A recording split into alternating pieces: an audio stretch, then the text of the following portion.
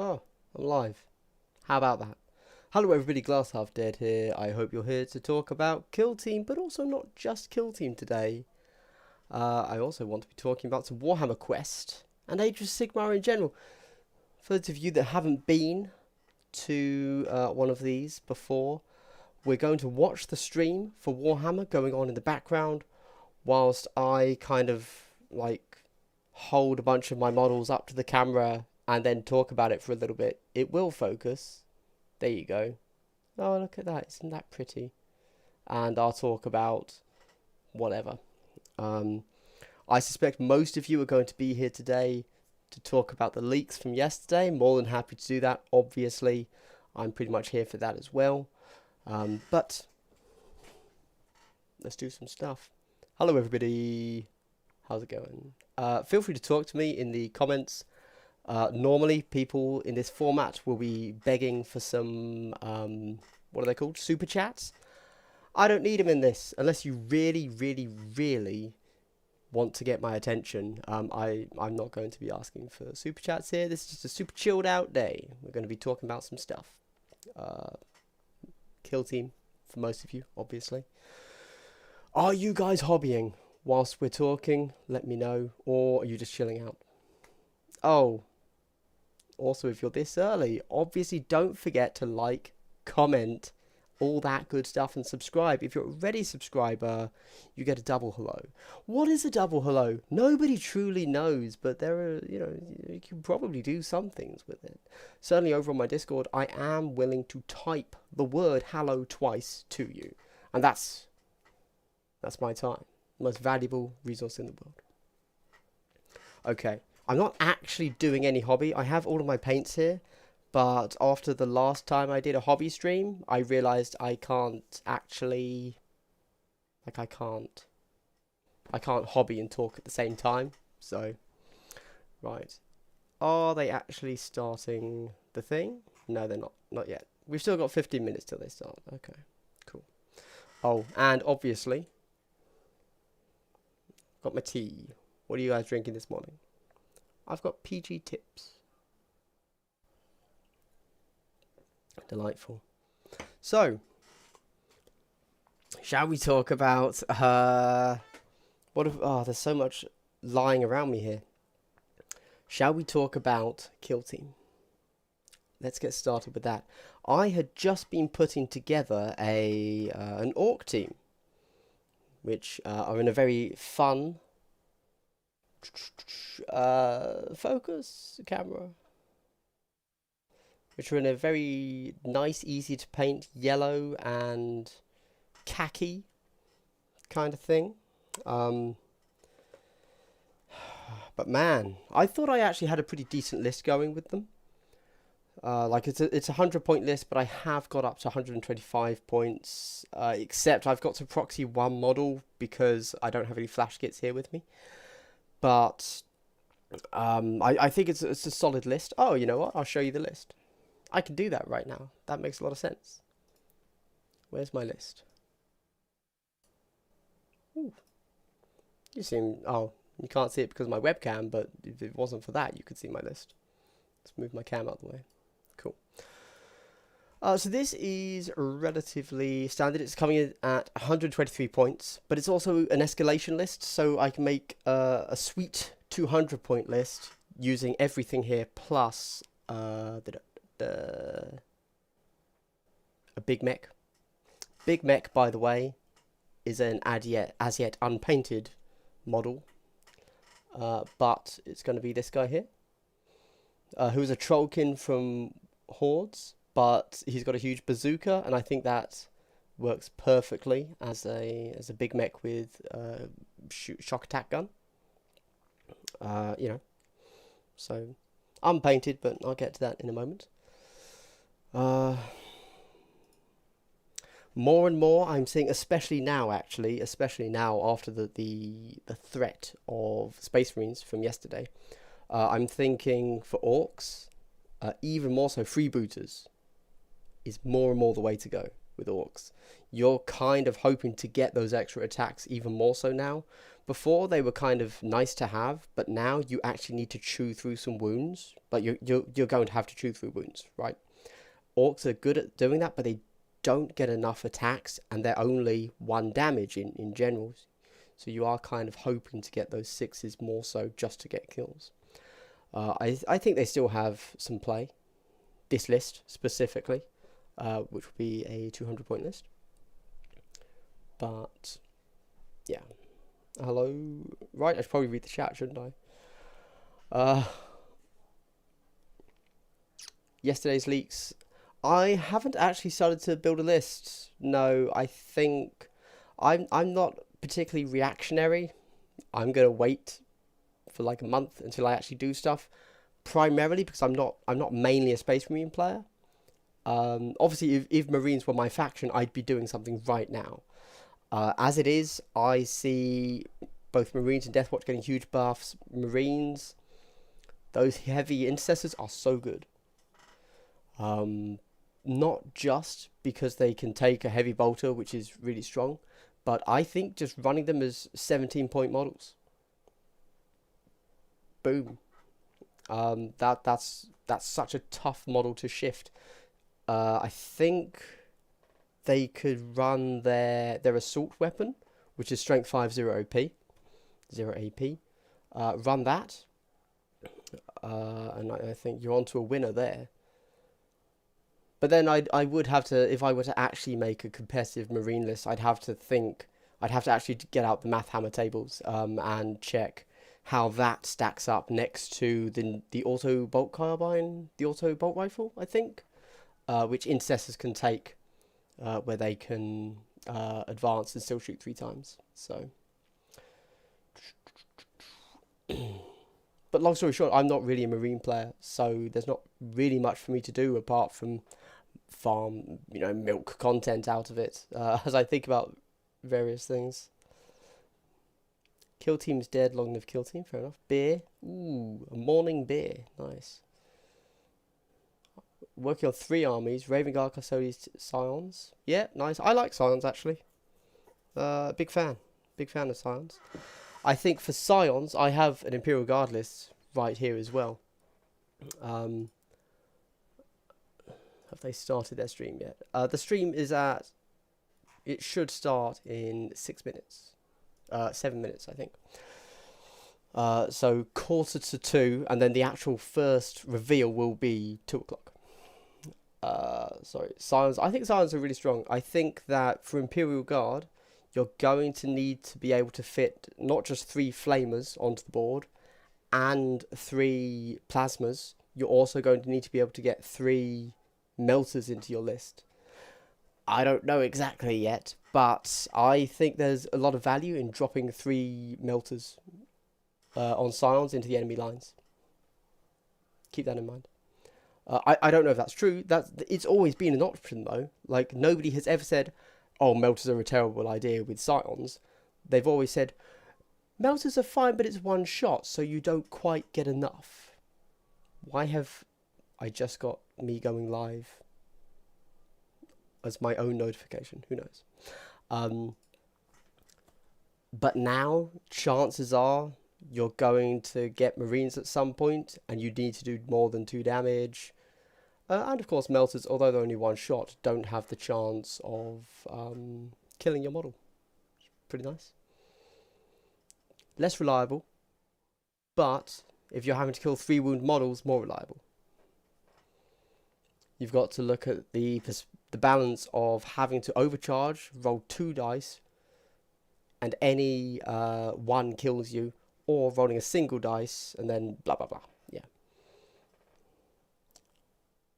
Long story short, Scions are still in play. I think no issues with Scions. Katie died for you with Pariah. I could talk a lot about that. Katie is not dead for me.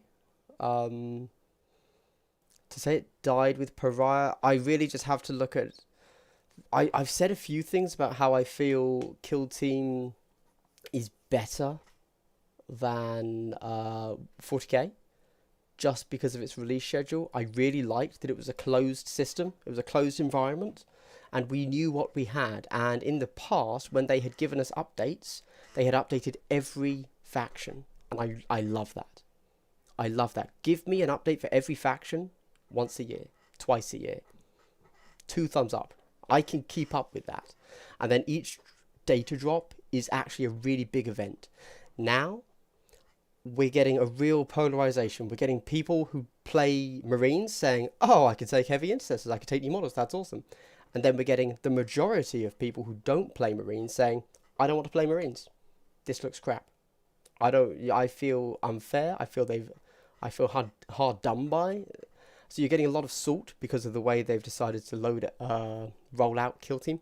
And also at the same time, so far at least, we haven't actually had any word from GW telling us, hey, don't worry, or, you know, I as long as they're not stupid, at some point in the next week, they are going to say, but hey, if you don't play Marines or Necrons, wait 3 months and we're giving you more. Because if they don't do that, then we're back into this bizarre limbo of not being one of GW's core games. And we just don't know if we're ever getting another update. Are we waiting another year for any content? Who knows? Anyway, let's not rant about that too much before I run out of things to say.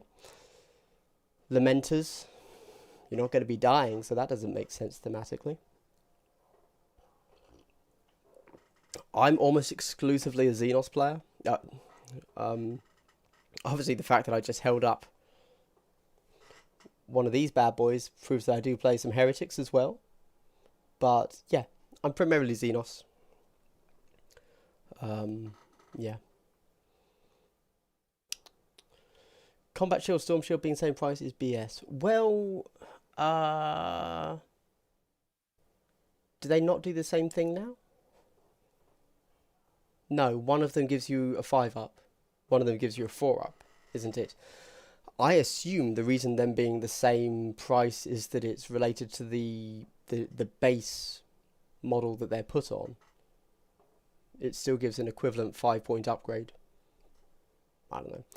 Also, we know that in 40k, they go up in blocks of 5, right? So nothing costs 2 points or 3 points. Everything costs 5 points now, doesn't it? Or at least for the units themselves. Chassis, that's the word I was thinking of. 200-point list. Alright, you're talking about the things I was just showing. My bad. No, the reason I'm making 200-point lists is because I want, just for my own amusement, for all of my lists to work at 100, 125 and 200s. Like, by only swapping out 1 or 2 models. That's just for me. Yeah.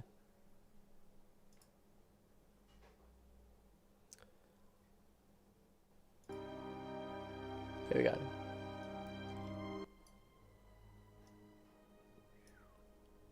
Cool. So we're waiting for the stream. Don't worry.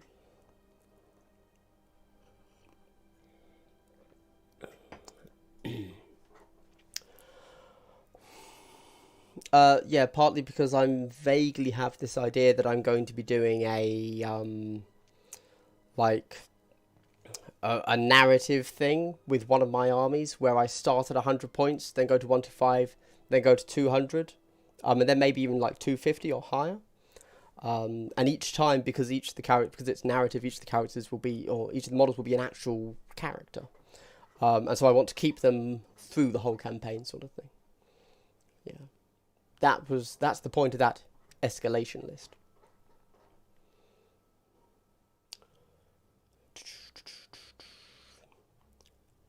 Double plasma pistol Dark Angels.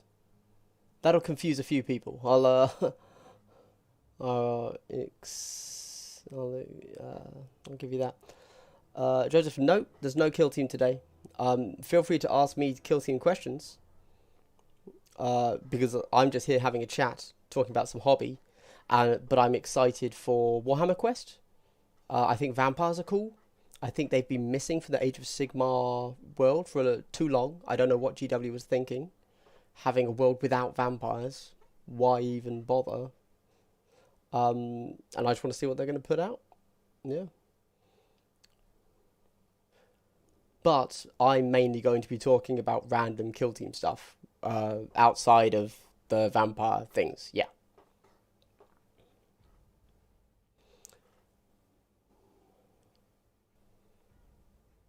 All right, Swansman, how's that going for you? Winning lots of games with that tactic there?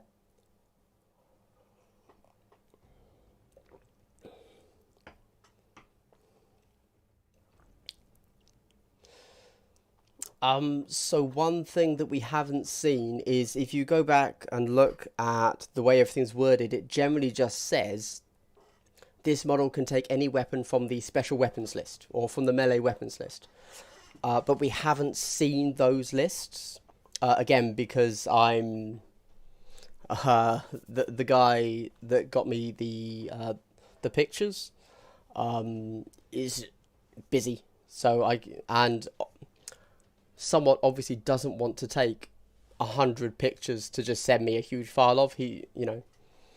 I had to beg, borrow and steal just to get what I did there, and we didn't get everything. I've asked him for the ultra close confines rules so that we can actually fully read those, because I think that could be really interesting. Because let's be honest, whatever those are, they are going to replace arena rules. But we don't have it yet.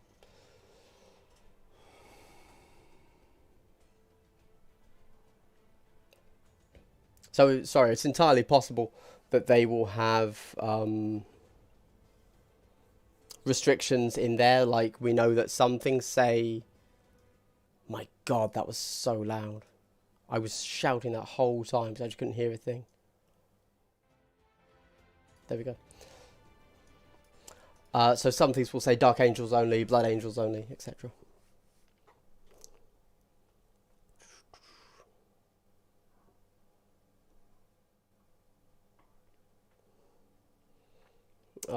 Ed doing my engagement for me. Thank you, sir. I don't like doing it. It's necessary evil. Talking of engagement, I'm going to be doing some new content soon, like a new type. It's going to be so they're called shorts. So it's going to be under a minute. It's like it's a whole thing with YouTube. But basically, I'm going to be covering kill team in under a minute. So like, how do you build an orc team, and like, you know, flash through all of my orc models really quickly, to give you a 100-point list, and then super quick. These guys do this. These guys do that. That's going to be a new thing coming to the channel. Once, twice a week. Yeah. As well as my usual 1 or 2 longer videos a week. Blame YouTube. Don't ask me. Drukhari is so strong. Larry. They're insane. Absolutely insane as a team. I'm really interested to see how they change in Big 40k soon. But honestly, the way they work in Kill Team is different to how they work in 40k. So anything that affects them there doesn't necessarily affect them over here.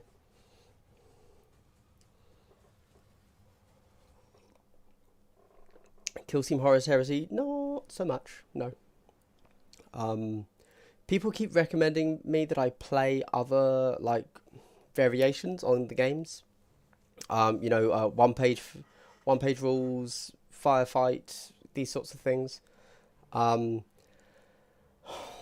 truth is, I don't like learning new rule sets. I like knowing a rule set and being good at it, but I don't like having to learn it.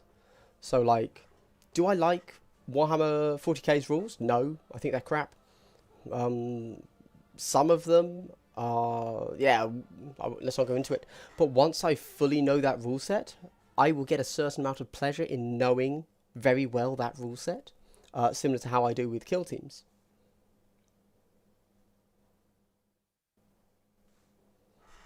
Why has this stopped?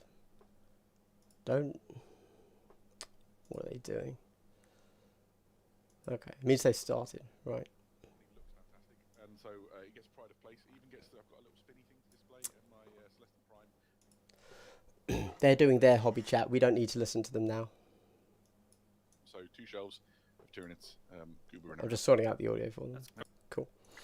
But no, I actually don't like learning new rule sets. This really scared me. When I started to learn Warcaster, I didn't like it.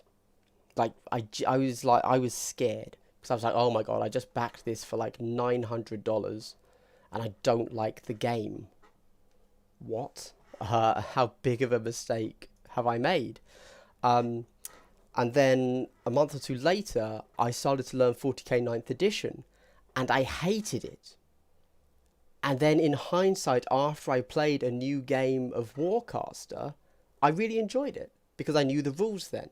And so that actually made me realize I didn't dislike Warcaster, I just didn't like learning new rule sets. So that's great for somebody that wants to be a Warhammer wargaming channel. Yeah, I don't learn new rule sets easily. It's just not something I do.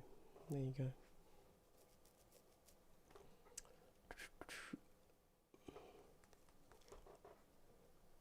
GW can't IP vampires. Well, they're about to, so let's see what they do. However, just a very quick note. Obviously, we're doing an Age of Sigmar stream here. I do think the fact that GW has just... I think they've just seriously mishandled their Age of Sigmar IP. And actually, like, so I kind of grew up on the old world as being my default fantasy. I know a lot of people did it with like Tolkien or Dungeons and Dragons. That was their default fantasy. I was thinking about this recently, and for me, it is, I think, the old world.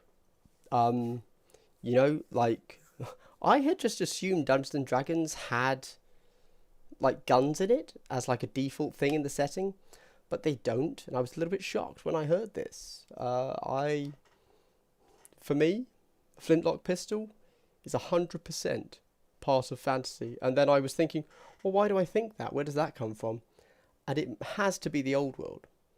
So if you ever hear me talking about, oh, this is such a big trope, it's because I've been following the old world for so long that to me it's the default. Ideal loadout for Sister Battle Leader. Bolt gun hiding at the back of the field, out of line of sight, I guess. As with all leaders, minimum cost, hide.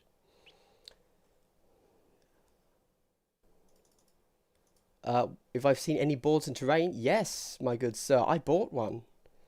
Like the first one I saw was up for £20 with £3 P&P. I bought that. I don't need it. So I'm obviously going to try my absolute best, assuming it doesn't instantly sell out, to get Pariah Nexus. But it was everything that Kill Team needs. It was the book, it was the board, it was the terrain, it was the cards for Kill Team. £20. Bargain. And then actually later that same day, like a few hours later, somebody put the same auction up at £15. That's gone now. Like, how could I say no to that? Either I'm getting everything for Kill Team there, 20 quid, amazing value, or I'm just going to give it away on my channel. Depends if I want to double up and maybe play like a double arena thing, Battle Brothers style, which I might do for my channel, who knows, or give it away. It's value either way. That's all I can say to that.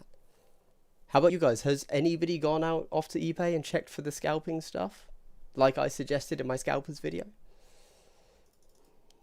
I put my money where my mouth is. I said it was a good thing and I bought it even though I didn't need it. That's kind of, that's what I do with Warhammer in general, actually. Flamers, yeah, I'm terrified of them. But now I'm trying to think, in my games of Kill Team when I've gone back, like, do I ever charge a flamer at 8.1 inches? Or do I just ensure that I charge out of line of sight? I think I either don't charge a flamer or I'm out of line of sight. Yeah.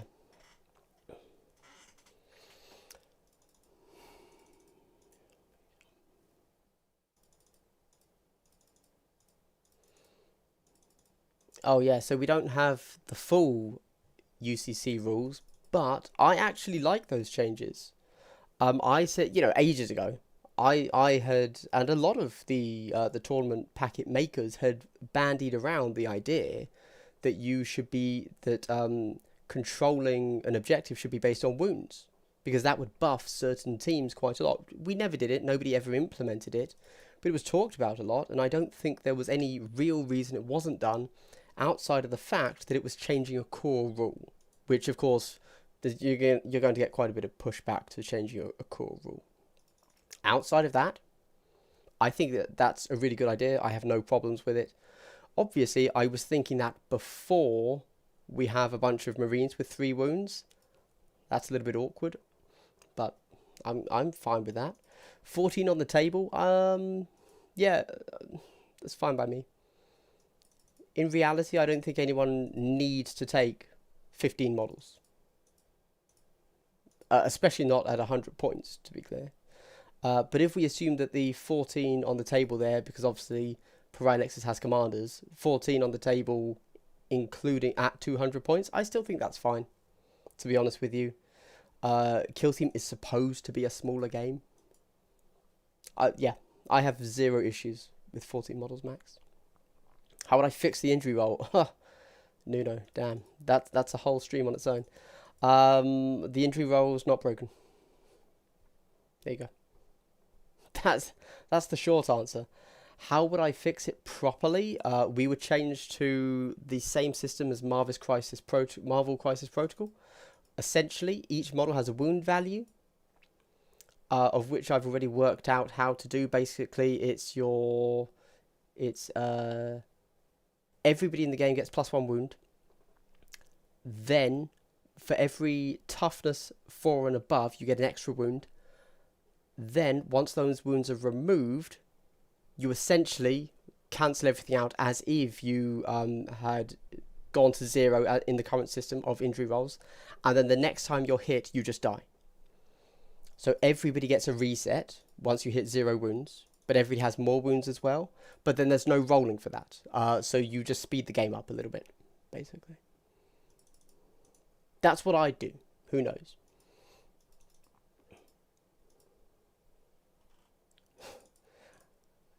Yes, Ed, I've just been watching the Spiffing Brits how to break YouTube thing. So I'm going to be doing that.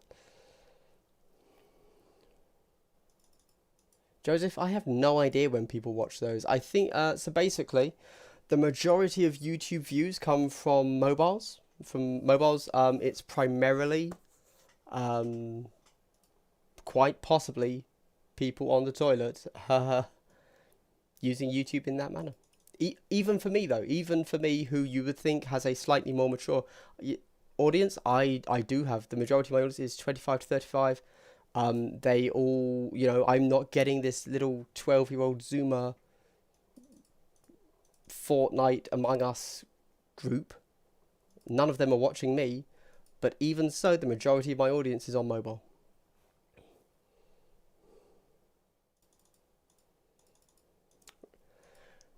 So, Steve, yeah, obviously, there are wacky things once you go outside of the core of D&D.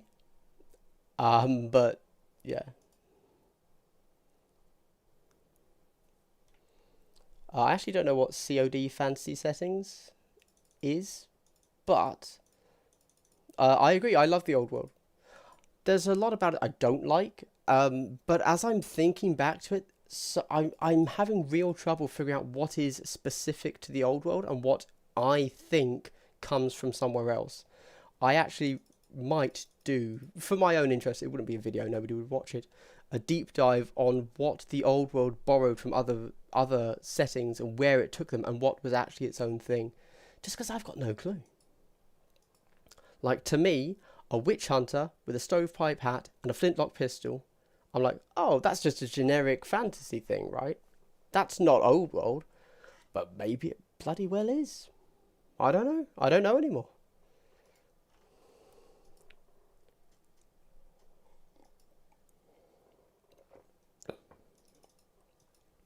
Base wounds, yep. It does specify wound characteristics, not wounds on the point or anything. That will be interesting for custodies, yeah. When I think about that, I'm mainly thinking about Tyranids, who obviously a Ravener, being the same as one Hormigant, when it comes to holding a point is a bit silly. So, this is cool, I like it.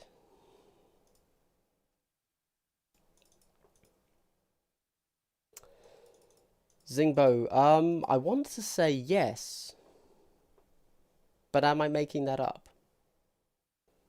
I know there was one where you could, where you kept control of the point even if you moved off it. No, the one you're thinking of was there were corridors, and it was models in that within that like wholly within that corridor. Let's see what's happening. Lyria Uthra, Warden of Ametrica, by your shining lance do we part the sea of darkness. My star shards, with your mighty bolts, we cast down the faithless. My blade lords, blessed sword of the Venari, in your care we place our lives. My law seekers, cunning agents of knowledge, through your deeds we enlighten the realms. And Elania, my pupil, with your brother Elithor, favored of my twin, you set new heights for all Lumineth to aspire to. My people, with your combined might, judgment will be rendered. Together, we will pierce death's fell curtain and bring light.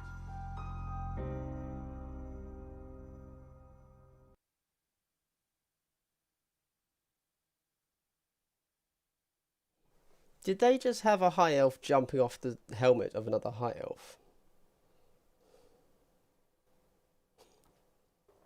Jesus Christ. I will say one thing I really like about Age of Sigmar is that every faction gets their own terrain piece, and terrain pieces are just really cool scenery. So I like that, and that there was just a cool little like rock with waterfalls. That'll just look good on any board. Yeah, cool. Right.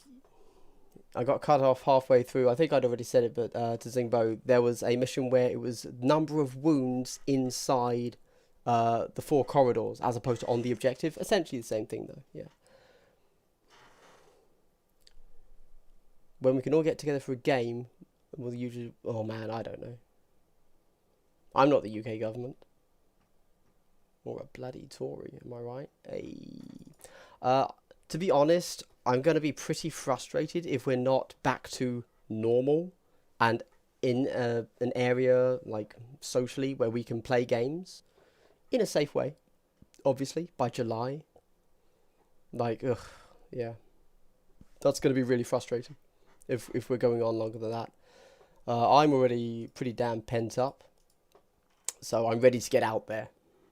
I've had my first vaccine. I'm getting my next in May, but ugh.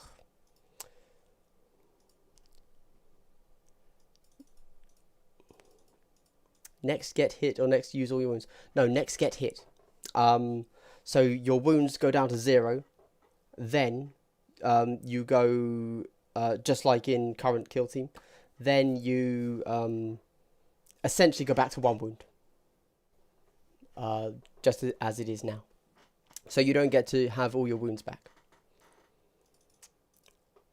Games seem funner when models are getting killed more often instead of lagging around all wounded. That's what I mean by fix. I just think that it sucks that D2 are kind of mandatory. Yeah, so the way Kill Team works does heavily skew anything with more than 1 damage to being just outrageously better than anything with 1 damage. I do agree with that. And we already know, of course, that that's not the same in 40k at the moment, although 9th is slowly changing to the point where you're seeing everybody say you need two damage weapons. Like, there's no point in having a 1 damage weapon. I don't really think it's that big of an issue. But then I've been playing Kill Team now for whatever it is, 3 years. So I'm just so used to the injury roll. I see lots of issues with it. I totally get that people think it's confusing and complicated, and it is to a degree. I also see that people, what do they do? You know, you often see the argument of, why is my grot the same as like the same easiness to kill as a Terminator, you know? And I do get that. That is frustrating. But when it actually comes to the gameplay of the game, I don't think it's bad. But I totally get thematically it doesn't make sense. Yeah.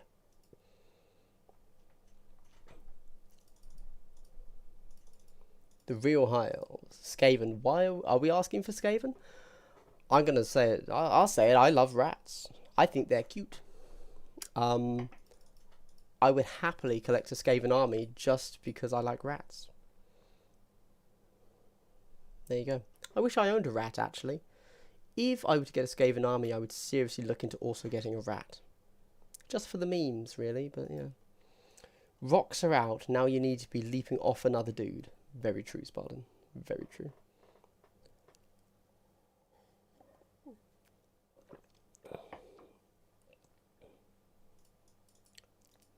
Oh yeah, so obviously when I say like MCP, I don't mean the same as MCP, but that was definitely where I got the inspiration from.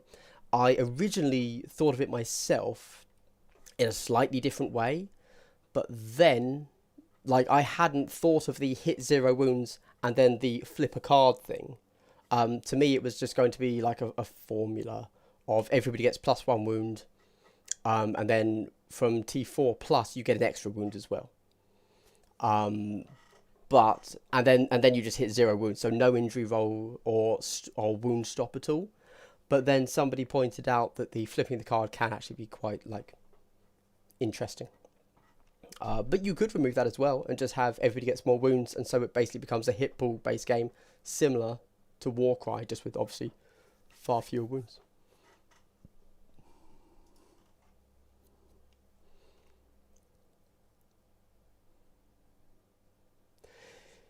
Yeah, it's a little bit crazy. If you just take like a guardsman with a las gun,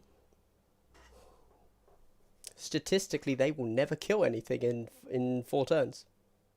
So yeah, that is a little bit strange. I do agree with that. There's not much punch to certain models, which is kind of a little bit meh. Like in an Imperial Guard team, the only reason you would ever take a regular guy with a las gun is if you don't have the points to take something better. Or if you're in a specific type, or like you might take 1 or 2 just to sit on back objectives, but in almost every situation you want to give them a special weapon of some sort.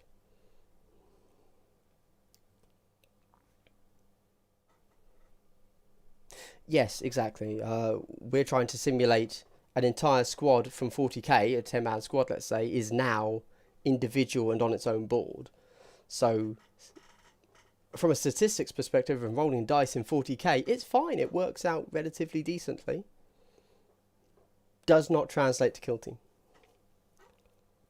Oh, Skaven for Warcry, nice. Yes, I would love some updated models for Skaven. I don't think the old models look good at all. I know that you can look outside of GW. Some companies that are escaping me right now have done some beautiful Skaven and Lizardmen. I'm also a big fan of Lizardmen. Sorry, Seraphon.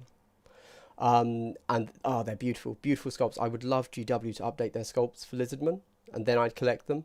As it is, Lizardmen look crap.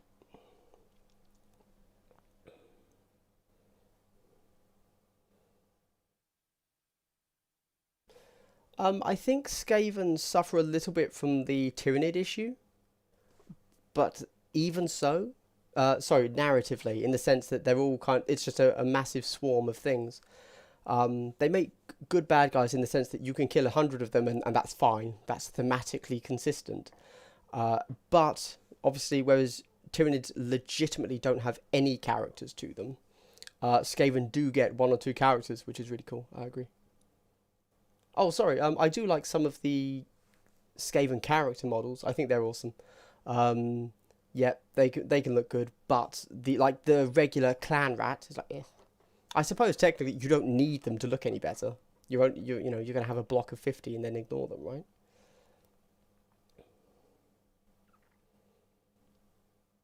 Long story short, Skaven are cool. That's all I'm saying. Lasgun Heavy Guard. Oof. Okay. Alright. How was that working out for you? I will say, every time something new comes out for Kill Team, I think you have to revisit all the rules, including the format, you know? So I'm going to... We know from the contents page, again, I still haven't seen any of these missions. We know from the contents page alone that there are match play missions in this. Match play missions are competitive. So we have to go and look at all of those missions and ask ourselves, do we want to make this the new standard? And I'm not going to lie, it's great what all the TOs out there are doing. I think there's nothing wrong with that, but I would really like a consistent format that everybody plays. Right now we have lots of different ones. We've got the big ones, in the sense that Spain only plays their thing, Ibericon. Poland and Ukraine only play Commanders International. Everywhere else is then split between like 3 or 4 different packs, and it's like, that's fine, but I part of me would really like there to be a global season where everybody, obviously you could never really do this if one particular meta doesn't like a pack, they're not going to play. Oh, sorry, it's the guy who's jumping off of the other guy's head. Let's take a moment to look at this.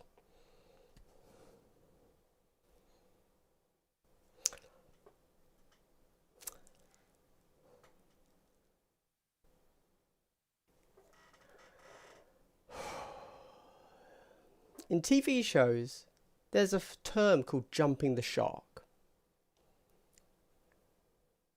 It's basically this. Anyway, I would really like consistent tournament results over, let's say, 3 months. So you have like 4 seasons in a year or something. That would be really cool, I think. Everybody, everywhere plays this tournament. But as it is right now, we have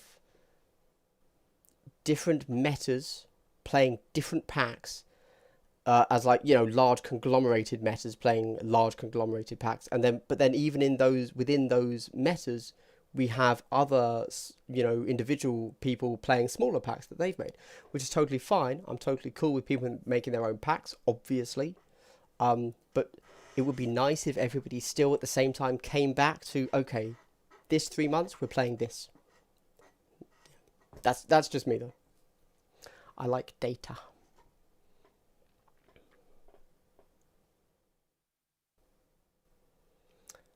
I was about to say that model looks kind of cool, but then I saw his shoes.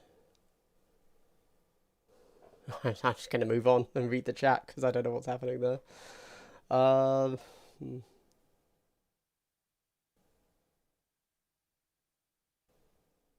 Ooh, that is unfortunate, Steve. Yeah. Third-party models look lovely, but if you're playing in a GW store, tough. Which, to be fair, is totally, like, I'm totally okay with GW saying no third-party models, obviously. It'd be crazy for them to say it's okay.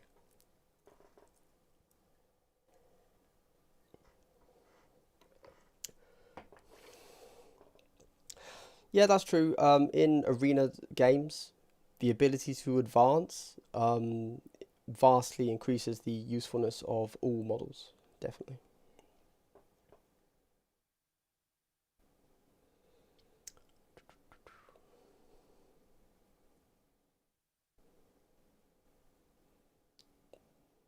Yep. Skull cap and headdress. I missed that. I was obviously too bored with whatever was going on. So, Larry, interesting. One thing I want to try, there's a few things I want to try. Firstly, is playing a kill team game on a larger board. Oh, I like that model. Very Dragon Ball Z on the cloud. I'll go with that. Yeah, it's a good model. If you can't tell, I mainly like the cloud thing. Less interested in the rest, but cool. Cool that he's on a cloud. There are a few things I really want to try and kill team actually. One of them is playing on a larger board size, because don't forget that 22 by 30 is the minimum board size. And obviously we then all play that because we've been given boards by GW in our various expansions, but we can play larger games. And that will hugely change what's effective and what's not. Right now, who cares if you have a 36-inch gun? 24 is just as good, essentially, right? Or what if you've got a 48-inch gun? Well, that's a complete waste. Like, you're paying extra points that you don't need to increase the range of that gun. That's a huge banner. That's dumb. Anyway, so larger board size would change the effectiveness of many different units. It would also increase the usefulness of snipers, which are obviously one of the worst guns in the game generally. So I'm all about that. So board size, also power points. I've never played above 200 points. I'm thinking go all out, play 300 on a larger board size, or maybe no, that would be insane. But like one day I might do a 500 point kill team game. No. So to be fair, if I'm going to do that, I'm just going to play 40k. Take a 500 point army, but then use kill team rules over the top of those models.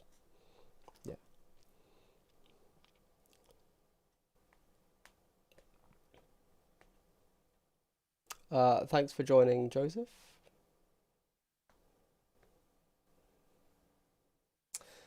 X-Wing did do really good competitive formats.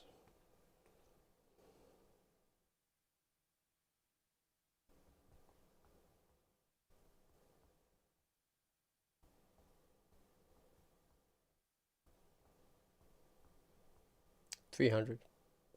Yeah, I can see 300 being fine. Yeah.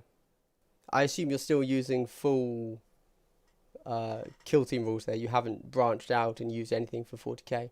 The thing is, I think once you're at 300, you really do need to start thinking, why am I playing kill team instead of 40k? You know, there is that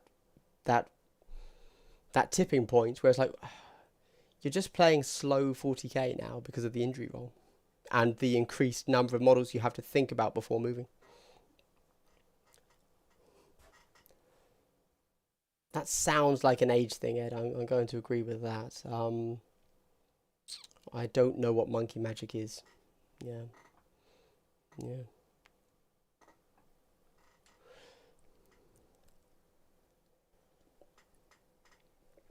All right. I've powered through all of the questions. Good chat. Good chat. Luminous Realm Lords. They have been such a hit and miss army for me. I really liked the first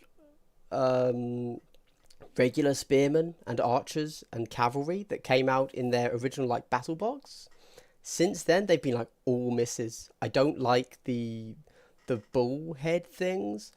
I don't really like the Minotaur. Again, going with the bull theme. Hold up, chaps. What we got here?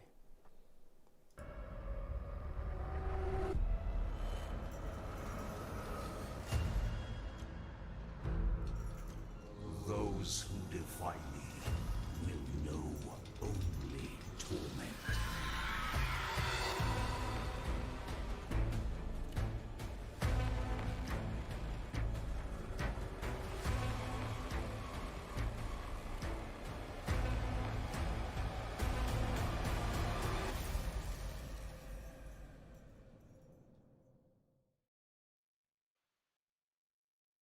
Well, welcome back. That was pretty exciting. Alright then. I don't care. Legions of Nagash, in regards to the ghosts, haven't ever really interested me. I think Legion of Nagash, like being... Well, yeah, again, I just want vampires. I don't want ghosts. Yeah. Alright, there you go. I don't have much more to add to that, do I? Okay. Alright, so we're going to have like 5-10 minutes of this before we get back to any sort of reveals. So, let's talk Pariah Nexus. Let's talk the way Kill Team is now going to be released from now on, and my views on that. Okay, so when it comes to 40k, I've actually said at the end of one of my videos where I was talking about 40k, I don't like the release cycle for 40k. I just think it's bad. I really like having all of my rules updated at the same time. I've openly said that when it comes to 40k, if you have an army that is not getting regular releases like Marines do, obviously, and there has been an all right, fine.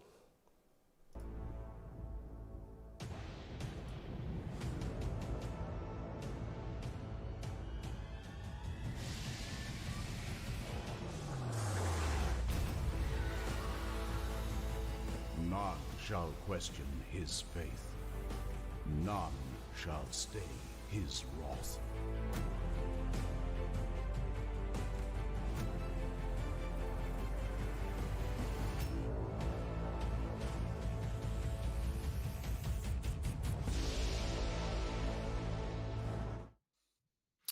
Well, Adam, I know you're particularly excited about this character. Okay, so yeah, cheers. Okay, that was cool. That was cool, right? I thought that was cool. I'll buy that. I'll convert that into a Grey Knight. Hell yeah. It looks like Gabriel Angelos.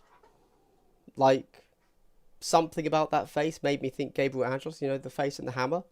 I'll buy him.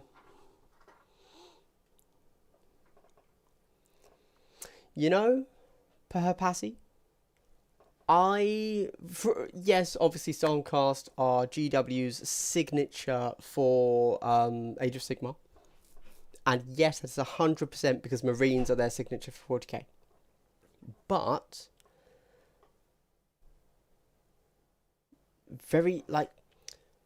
they're not treating them the same. Yes, they're probably getting as many releases because they're doing this dumb whole, a new chamber opens thing. But for example, in 9th, GW has separated out Space Marines, like, completely from everything else in 40k. So, if you go to the Games Workshop website, Space Marines are their own, like, thing. So, it used to be Space Marines were wrapped into the rest of the Imperium when it comes to buying them. Now, it's Space Marines, Armies of the Imperium, Armies of the Xenos, blah, blah, blah. Whereas Stormcast are still wrapped into just Armies of Order. So, odd as it might sound, Stormcast are not yet as egregious as Marines.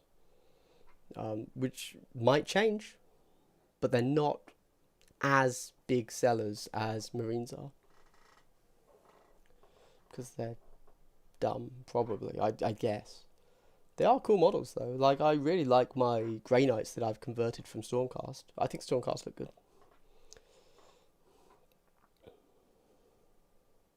Yes. You know what? I reckon that guy might make a really good Caldor Drago. You know, he's dropping in from the warp, as Mr. Drago does. I'd be down for that.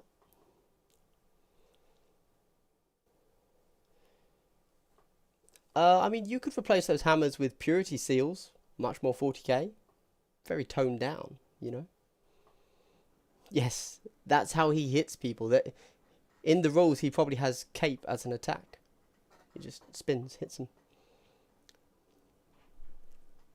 Yes. Right. 40k release schedules.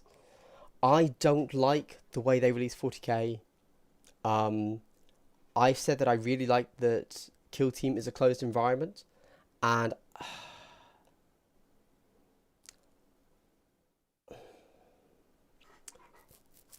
part of me wants to say it's okay if we just get regular releases for Kill Team now. So let's say every 2-3 months we get a new...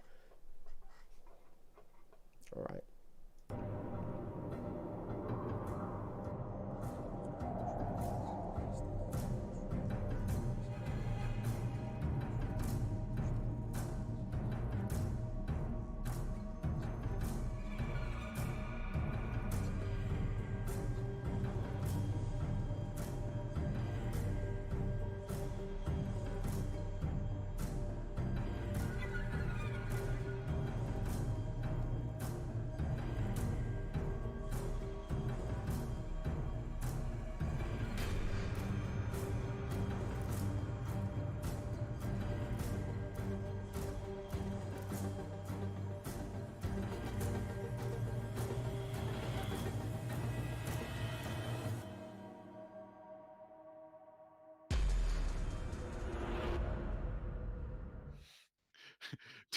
to quote JJ Talamantes in the chat. Right. Oh, wait. I turned the wrong thing off. What do we think about this, guys? Cape looks cool. I'll give him that. Armor on the horse looks cool. Hello, Modeling for Advantage. Welcome to the stream. Man, I'm really not sold on the bat helmet. The Batwing helmet. Ooh, that's awkward.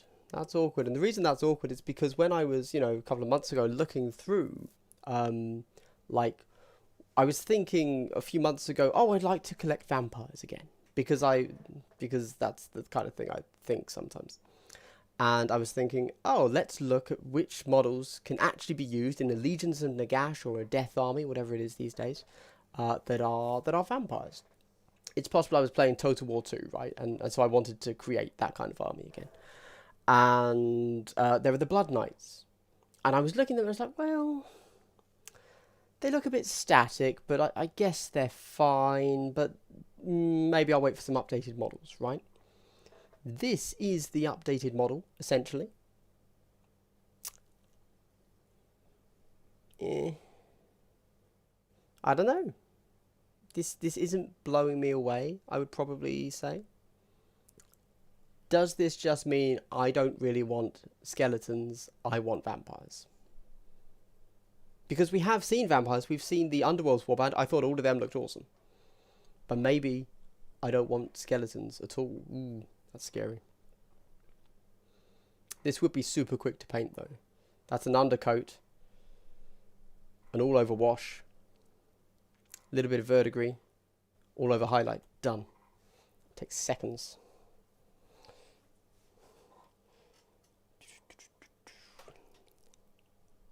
Hello, hello, double hello, as always. The helmet, yes, the thing is, I don't know what I would like as the helmet. I might have to just go third party and use like a generic knight helmet, as opposed to trying to just clip the wings off and replace them. I've convinced myself, actually, yes, I think that would look good as just a generic knight helmet.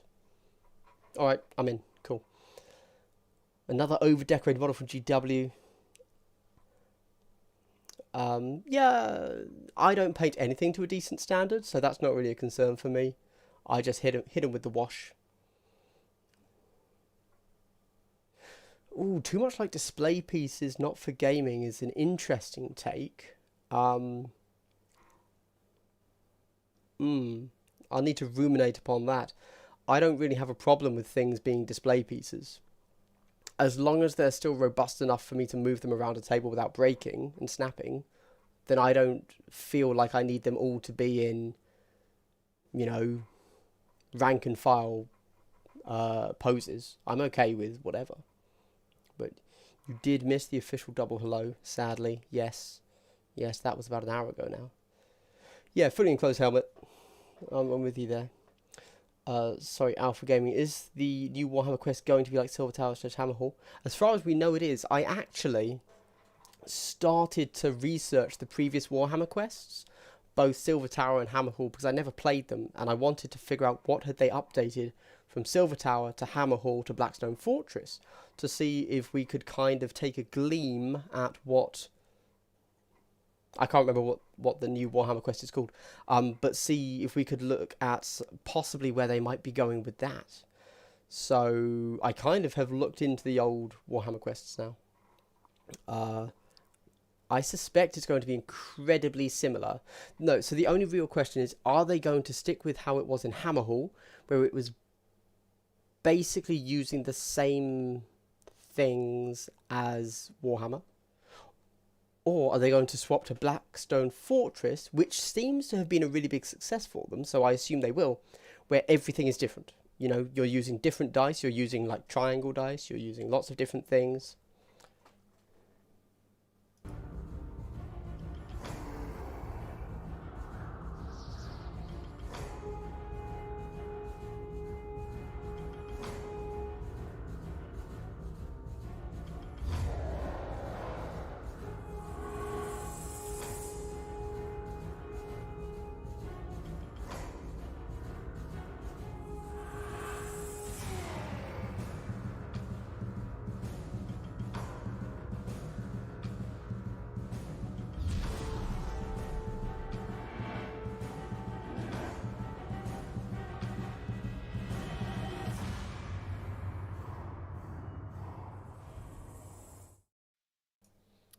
Alrighty. Cracker's mad mob is my understanding. Cool. Just a quick side note, aren't orcs cool? Just want to throw that out there. GW nailed the orc thing. They made them green, they're now green to everybody, right? Nobody actually thinks of orcs as being brown and grey as they used to be in Tolkien's time anymore. GW did a good one. Well done. I'm not currently playing any Underworlds. Once the new Vampire band comes out, I might consider it. Either way, I definitely want to get those models, but I don't know if I'll actually go back to playing Diachasm, especially because I think I don't like deck builders. Because for me, like in my mind, it's like I need to know what's good before I play that game. And so it means before I can play the game, I have to think about it a lot. And I don't want to just run into a game and then find out, oh, I can't score that. Oh, I can't get those glory. I can't score that. Oh, well, this only works if I've scored 7 glory. And then it's like, oh. So, don't know. GW have been over-decorating their models since the 80s. You know, it's actually really interesting. As somebody that has recently started painting a whole bunch of privateer press models, for example, this bad boy here, let's just hold him up. Can we see him? No. Focus camera. There we go. So, these models are more detailed than GW models. 100%. There are more nooks and crevices, and they are deeper and sharper on these metal privateer press models. And in my mind, that's a good thing, right? Like, in my mind, it's like, oh yeah, okay, this is good because it's cast out of metal instead of plastic. All of the corners are sharper. Everything's more how it should be, and you can really see those models compared to the plastic models. How there are so many details. Like, GW models are stylized quite heavily to work within the parameters of the material they're casting in, whereas other models from metal or presumably resin can have much deeper cuts, much sharper corners, and aren't as limited by the material. But my gosh, is it still much better to paint plastic, especially me who is lazy and painting with contrast. I don't want to spend time to paint like a whole cube giving me 6 unique sides, whereas in the plastic, because it's all a little bit softer, a single blob of contrast will just flood the whole thing. It's just quicker to paint. Crazy as that might sound, but I'm a really lazy painter, so yeah, don't listen to me on that.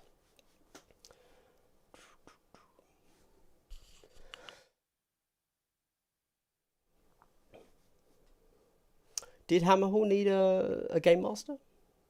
Oh, I didn't realise that. It's good to know, I suppose. I actually never played Blackstone Fortress, I think. Or if I did, it was one game, and then I stopped.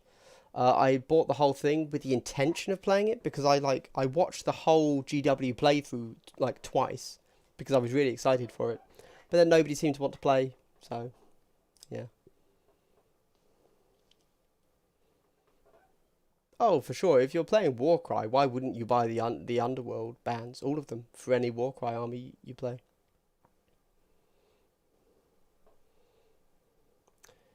Yeah, I think for me, when it comes to Underworlds, there's a real disconnect. So there will be, I like the models here, super cool, but then they start showing tactics and I tune out because I don't really know what they mean.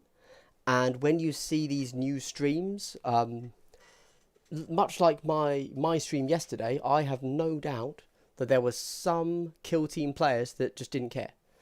Not because, like, because it's just like, oh wait, this is just stats. Oh, I don't play Marines. I don't play Necrons. Why do I care about this? You know, they don't have the context to make any army getting an update interesting. For example, I don't play.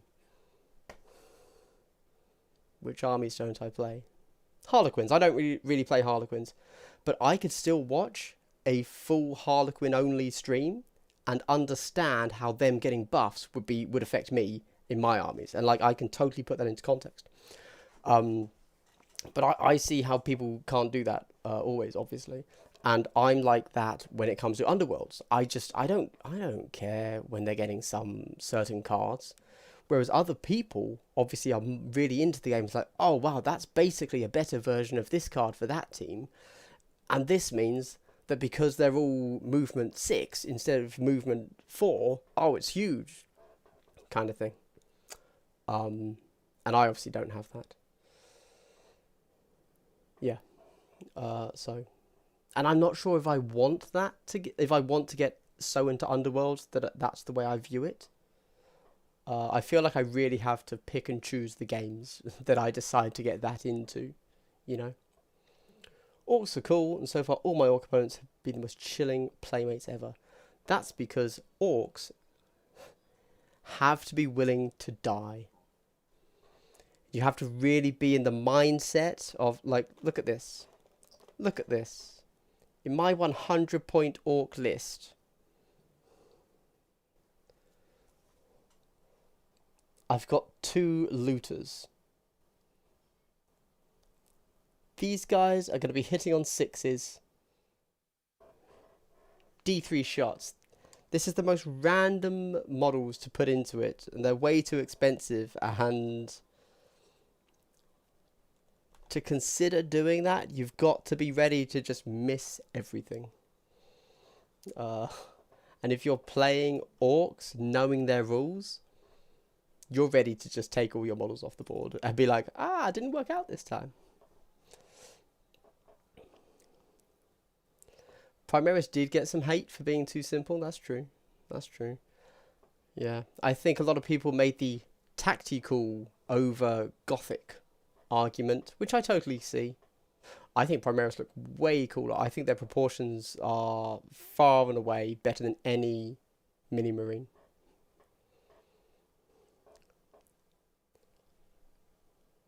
Yeah, what Zingbo said. Yeah, I'm going to be honest, George. I pretty much bought all of the BSF stuff for Kill Team as well. After the first release of it, everything I bought after that was just for Kill Team. Yeah.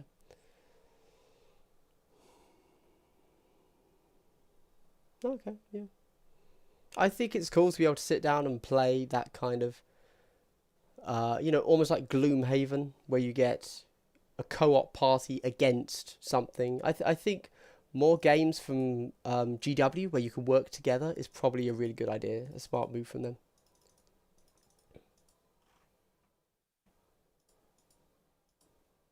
Tactical but Gothic. Yep. Oh god. Let's get some...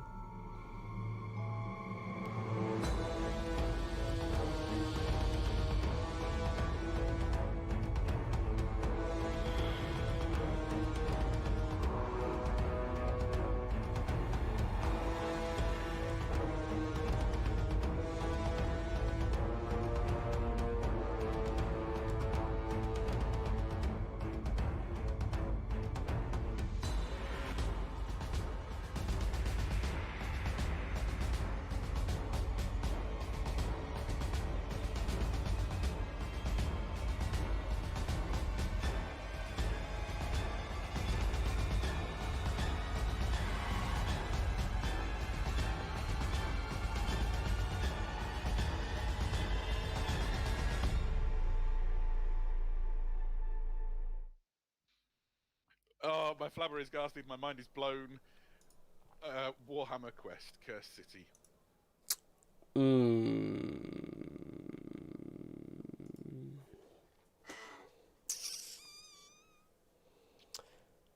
Okay, just to be clear, I'm going to buy it. Obviously, I mean, if that wasn't, if that somehow wasn't obvious, but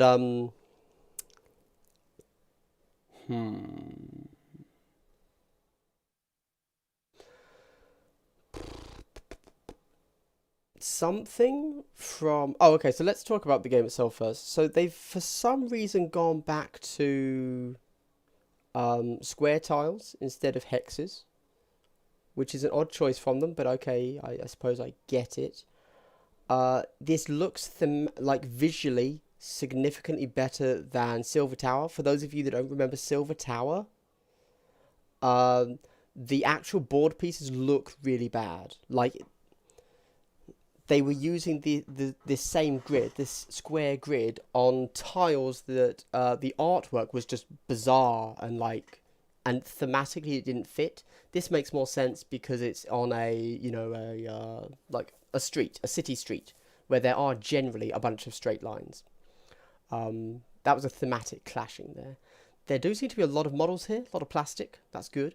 We are getting different dice, we see, and this does seem to be the Blackstone Fortress model of you get a data card and then you're rolling things up and putting them on the blocks. So that's good. So I assume that means that this is going to be similar to BSF. So that's really cool. I like all three of these models, but actually the one that stands out most is the guy on the right. I think he's looking baller. I'm down with that. You've got your flintlock pistol. You've got the swagger. I'm into him. I don't know what he is, but I'm into him. We've already seen the Witch Hunter come out before. I just don't like their hats. I'm just going to throw that out there. He looks cool. He does have a stake. I'm sorry, hold on. He has, now that's it, a musket rifle with an underslung stake launcher. You can't argue with that. The woman in the middle looks... I guess that's your stereotypical barbarian character. The eagle over one shoulder looks pretty cool. I don't like her pose as much as the others, but she's fine. Yeah, that's fine. Cool. Guy on the right wins that for me. wait, I need to... Janice Drake. Oh, yeah. Janice is back. Was it Janice? Who knows? George Blackstone... Oh, sorry. Not Blackstone Fortress. Warhammer Quest hasn't done terrain for a very long time, so I don't think anyone was really expecting that. But, yeah. He looks like GHD if I could still grow hair. Sure. I say, knowing I need to shave my head again, but whatever. Yes, obviously all witch hunters are actually just hiding a mutated tentacle horn on their head. That's why they need such a long hat. But let's just look at that proportionately. That hat is as long as his foot to his knee.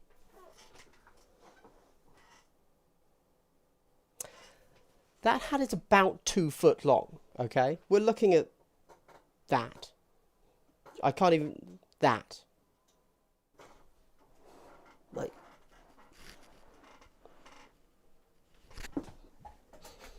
That's a silly hat. That's all I'm saying.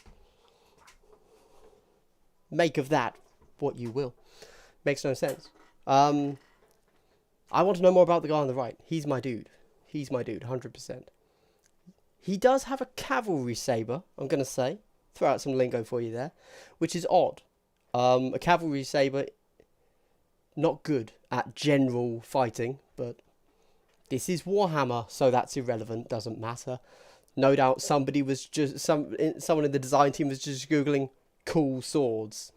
And saw a cavalry saber and ran with it.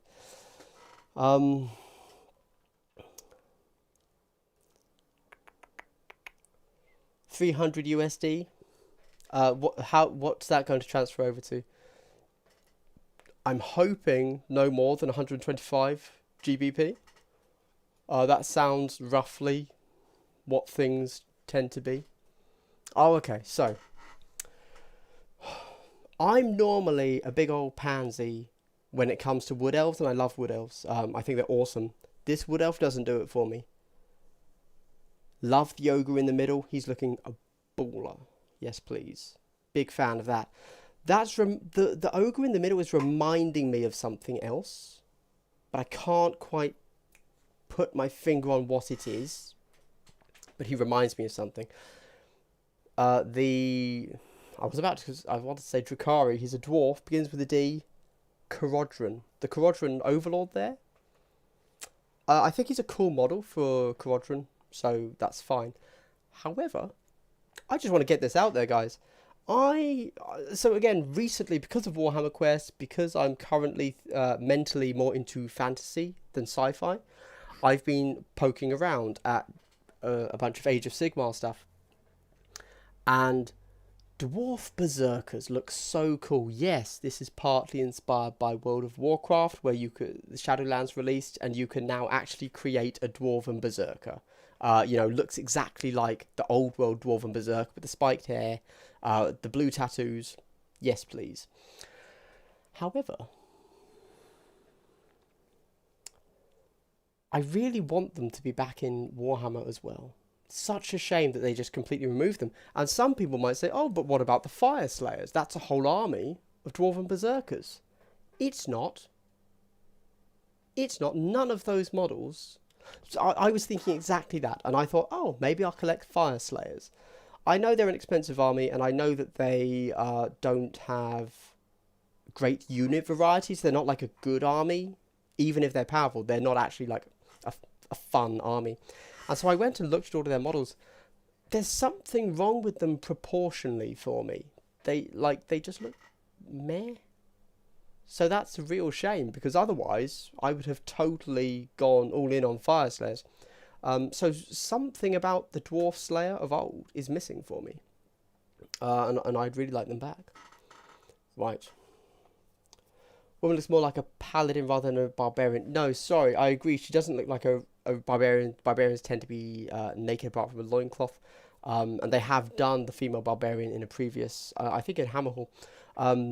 I was more just saying that every RPG cover has to have a barbarian a la Hero Quest of old. And as they put her on the front of the box, that's what she is thematically, is what I meant there. Usually an elf fan too. Oh, yeah, same. Clearly they messed something with that.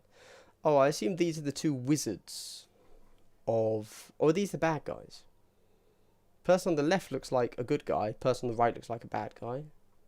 But all wizards are heretics, so maybe they're both bad. Iron Golem pose. I think I would have to look back, but maybe it reminds me of the old ogre from Mordheim. Not sure. A set of scales on the back. That's presumably because dwarves love gold. So he needs to measure that out on the fly to get the best bargains. I don't know. Bottle? Under his hat, do you mean? Witch hunting insignia? Clearly I missed something. Oh, amulet. Well, I wasn't paying attention then, so that's my bad. Painting for charity. Well done, AF. What does AF mean for your name? Seems odd. Amethyst Mage. On the right? I feel like I'm missing something with my colour blindness there, because he just looks like... So that guy on the right there, to me, looks...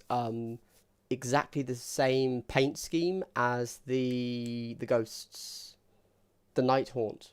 Like I can tell that he's a person, but he does look like he's just exactly the same color scheme as the ghosts, as the Night Haunt. So that's why I thought he was an evil mage. Rats, yay! First things first, we were talking about Skaven earlier. Those are perfect Skaven rat swarms. So that's good. And those bats, perfect for Drukhari Chimera flocks. Just say they're bats instead of Chimera. No, it's not Chimera. Razorwing flocks. So that's all good.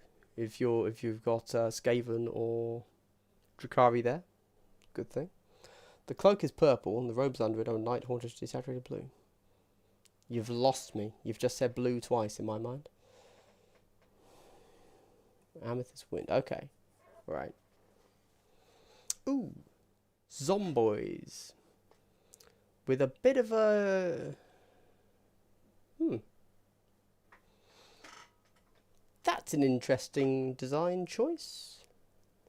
Thematically, cool, funky idea. They're all zombies. They've been dead for a long time, so they have roots growing through them, and they've gotten up through their gravestones. Right? Cool idea. Not sure if I like how it actually looks. What do you guys think? I'm not sure. I'm not sure. Well, yeah, okay, yeah. Thriller. Indeed. Very thriller. I feel like I would prefer it if some of them had, like, were wielding the headstone as opposed to just having it lying on top of them. They all look a little bit slanted. You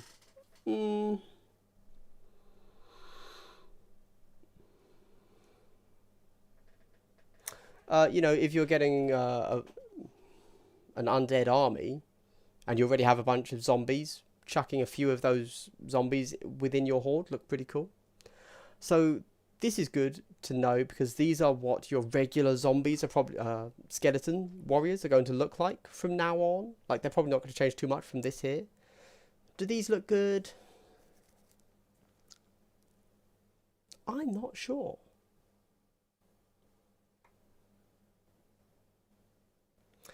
Yeah, you know what? Screw it. Yes. Yes, they do. Like, I don't want just another... Like, so the skeletons from Underworld Season 1 were a nice update to skeletons, but they were still just skeletons, right? They were just a bunch of skeletons, apart from the leader that had a cloak and a breastplate. This is an update to skeleton models. They can all look like this, and it's fine. Yeah. Okay. Cool. I'm happy with the updated skeletons. I like these. I'm assuming these are ogres. Are these ogre size? They look it.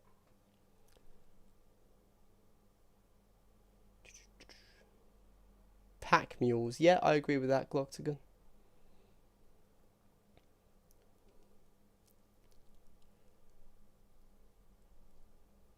Yes, yes, those zombies all look, some of them look to be a little bit too similar posed, which I think is why I didn't like it. These look cool. One of them has a rat friend with a, that's the new Skaven model we were hoping for, the rat with the key. That's good. Yeah, cool. I'll paint them. Contrast all the way. They are ogres, right? I'm not making that up. Yeah, it must be. Must be. Must be. So what are other people thinking about Warhammer Quest? Cursed City. Is this a buy? I'm into it. I'm into it, but I'm not sure why. And depending on how long it takes for this to release, I might not buy it. Oh, so these are the actual vampires. Okay. Let's go left to right. On the left.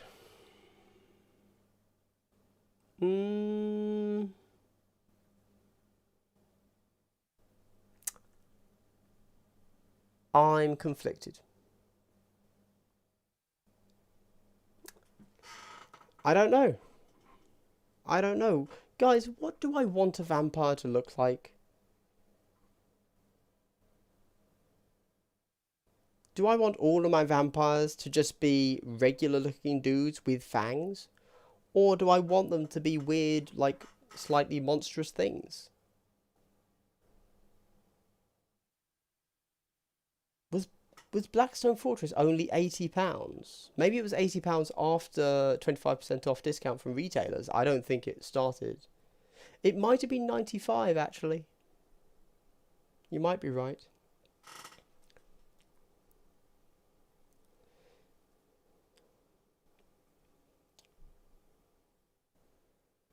Ooh, okay. Ooh, interesting. I know lots of people said they liked the guy on the right. He never really did much for me. Skeleton looks like a skeleton. Not fast. Guy on the left here, actually, I think that's a cool take. I like what they've done there. Although, now that I've seen it, like his little wings that are ears also look kind of like past his ears, they look like wings maybe. If you just clip that off all the below there, that's just a weird looking bat. So it's like a bat on top of a vampire ogre body. But I like that, actually. I think that's a cool model. No doubt that's going to be your big scary thing that you have to face in the game. It'll be the biggest model. But yeah, looks good. I am a fan. And that'll be super quick to paint with contrast.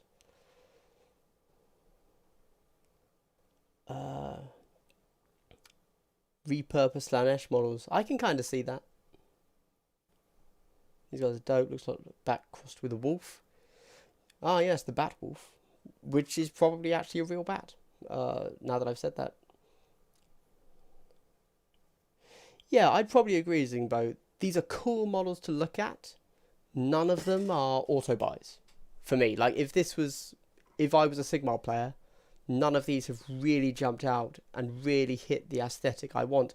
Unlike the Warhammer Underworld's vampire band, which like, oh yeah, I'm getting all of these. Like I thought that was a really good set.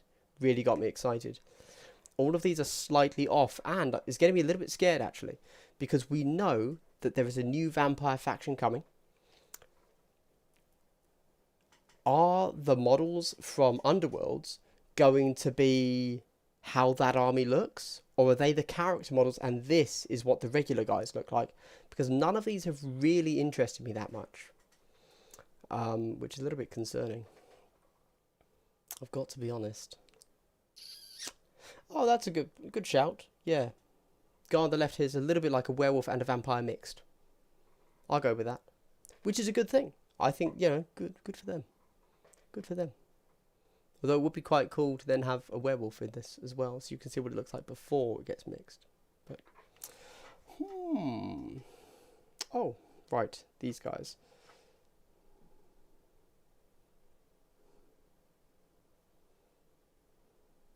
All right then.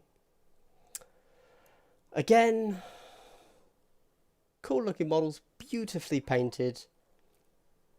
They don't really make me think, oh, I've got to get them, right?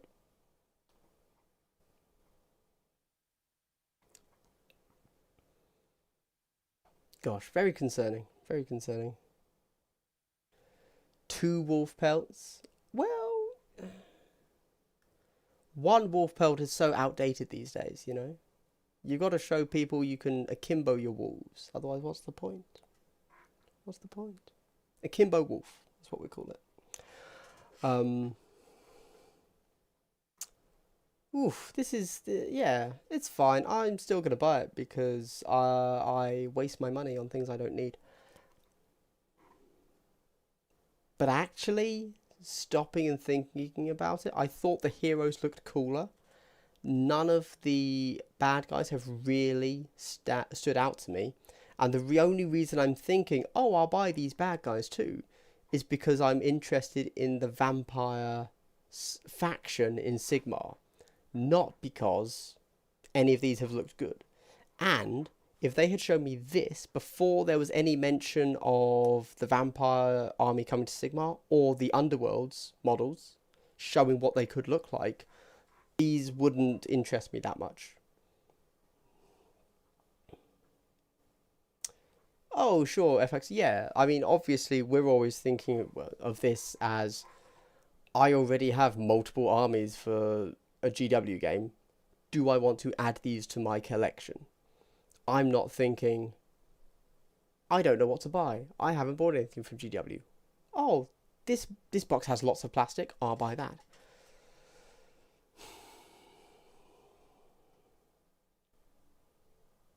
Mm.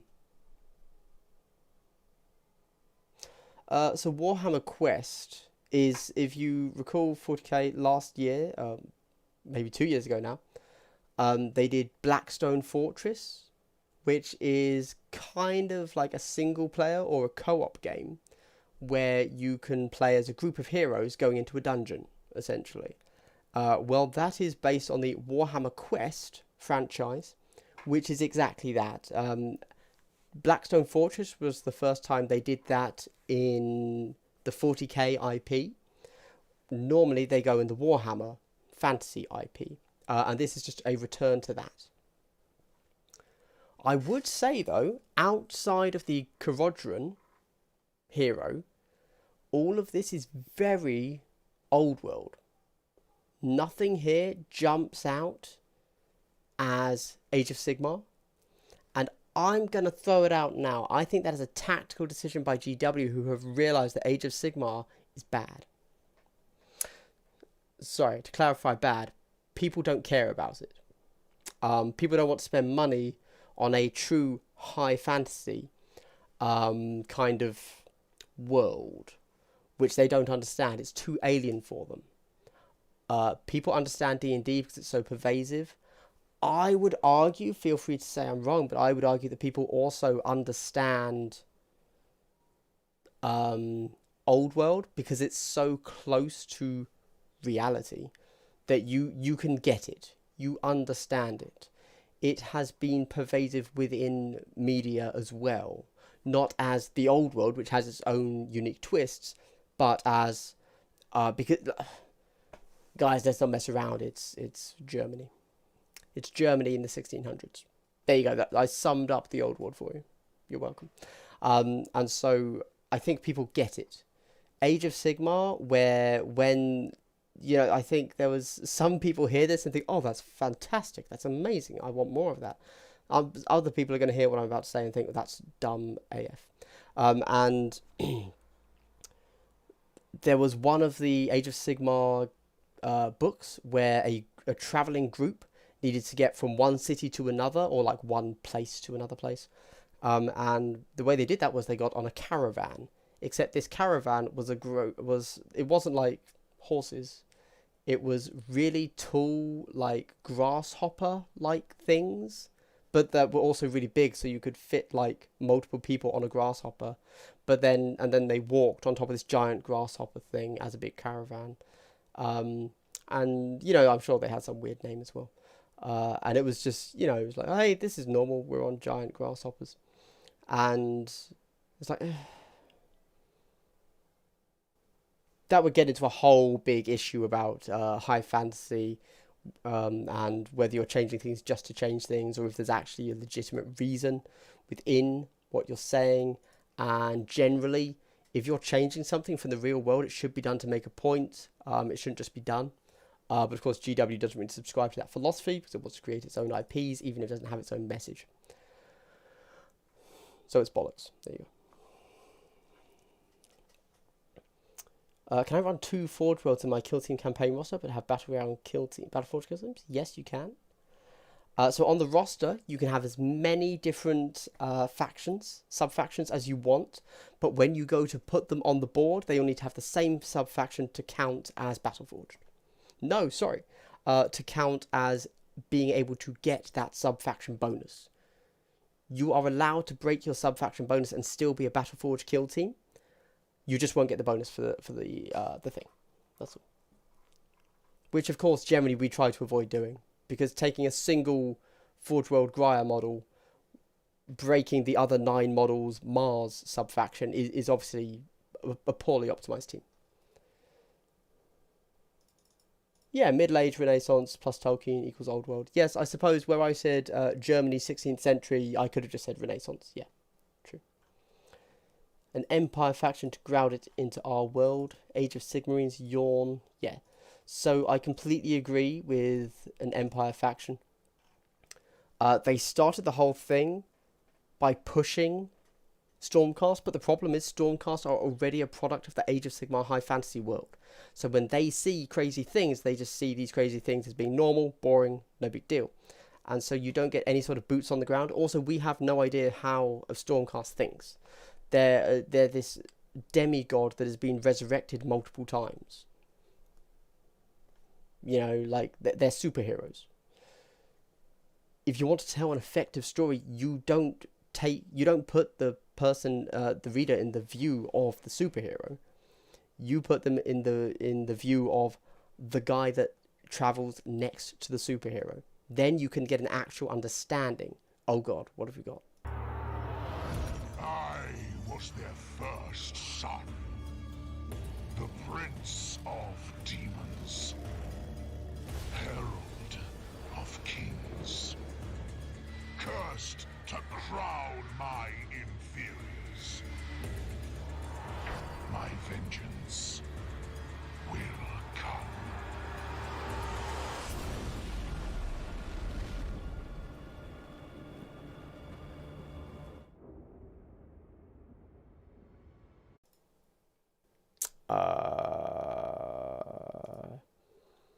Guys, what? Chaps, you know more than me. Who's the first prince? I feel I should know. Do we mean a bloodletter? Oh, is it Be'lakor? Oh, okay. So presumably that will then mean he'll be a multi-part kit and can also make new bloodthirsters, right?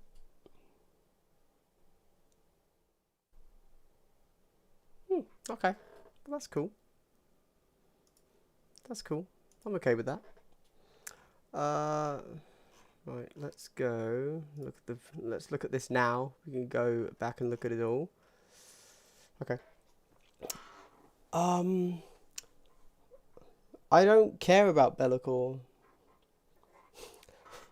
Gosh, there you go. I'm sure he's going to be a super cool looking model, obviously, but he doesn't really do much for me.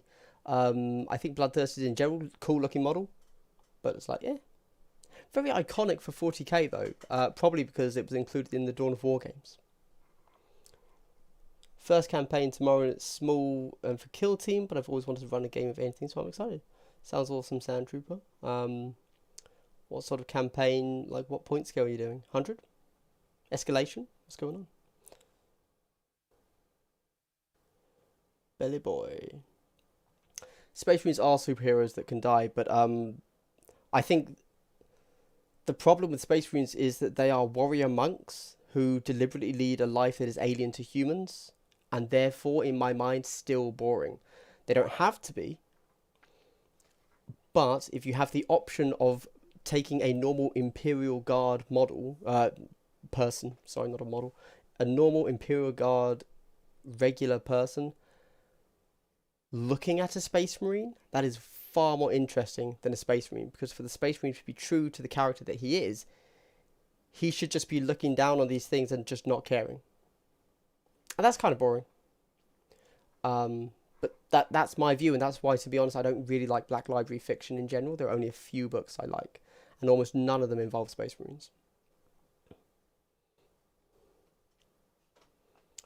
Warcry cards included. Oh, in the in Warhammer Quest, was that? That's cool. Oh, sorry, Be'lakor is a demon prince of genericness, as opposed to a bloodthirster of core. Understood. 1 to 5 elites, no commander. Yep. I still think 1 to 5 is the best way to play the game of Kill Team, actually. I mean, 200 commanders is fine. And it's entirely possible that the only reason I'm saying I don't like 200 commanders is because I don't fully know all of the commanders. So it's like having to learn new things again, and change sucks. But I think 1 to 5 is really good. Gives you just enough reason to take those slightly more expensive models. But isn't so big that like you get bloat and everything's just ridiculous, overly powered. Non-denominational chaos, yeah. 50 models. 50 models, that's a lot of models. I am going to paint none of them. Let me tell you that right now. I never read Spear of the Emperor. I do like Aaron Dembski-Bowden, obviously. One of my favorite books from Black Library is indeed Hell's Reach, which was by him. I recently read his Grey Knights book, which I can't remember the name of. That was fine, like palatable. But in general, I really struggle with Black Library books. Actually, I recently read one of the crime books from Black Library, and that was good. I liked that more than I liked generic Bolter Porn number 64. So consider checking out the crime books, I'd say. Oh. But in The Spear of the Emperor, the main character was a chapter serf. So you mean it's entirely possible that what I just said is true? Awkward. 3-player campaign, Orcs, Death Guard, Admech? Man, Admech. I have such conflicting feelings about Admech. Should I play Admech more? I don't know. I feel like if I just had full access to every army fully painted, I'm really curious, what would I play? Like, the knowledge that I have to go and paint a new army really slows me down. Oh shit, hobby time. I didn't say the S word. I said, oh, shoot. YouTube doesn't care. Anyway, right, so let's look at some stuff. Okay, here's a thing, right? 1,000 Suns, bear with me. I'm just painting up my sorcerer at the moment. He's not done, he needs to be touched up. Okay, just painting him up now. And one thing. So why am I looking at 1,000 Suns? Good question. Let me tell you why. Because I'm such a hipster, okay? And when, it was a month ago? Month and a half, maybe? They did a meta watch on 40k. And 1,000 Suns and, one other, was it Tau? It might be 1,000 Suns and Tau. Came out as being the worst armies when it comes to win rates. What does that make me do? That makes me go and look at my 1,000 Suns and think, so you mean I can play a completely underpowered army? Because in my mind, I'm thinking, oh, well, I'll play them, and then obviously I'll win, and then I'll make some sort of name for myself as the guy that's good at 1,000 Suns or whatever. So I'm like, okay, yeah, let's try some 1,000 Suns. Now, obviously, I want to do them all in this scheme. Because I think this scheme works really well for me, actually. It's relatively easy to paint. It takes quite a while to just, like, get all the filigree. Sorry, not the filigree, but to fill in all the panels. But it's easy. Like, it's really easy. It's not hard at all. What I hate is the Zangors. And when I first started 1,000 Suns, I started painting the Zangors properly. So, like, you do the flesh, then the armor, then the blades. And the horns and like there's so many colours just to get the basics on them. Then I remembered I redid my Zangors, so I was like, screw this, I don't care, I'm just going to do them like stone. Zoom. I know it can. Yeah, okay, there you go. So it's just grey. I just did it all grey. Or green, I don't know. I'm colourblind. And I was like, you know what? That's fine.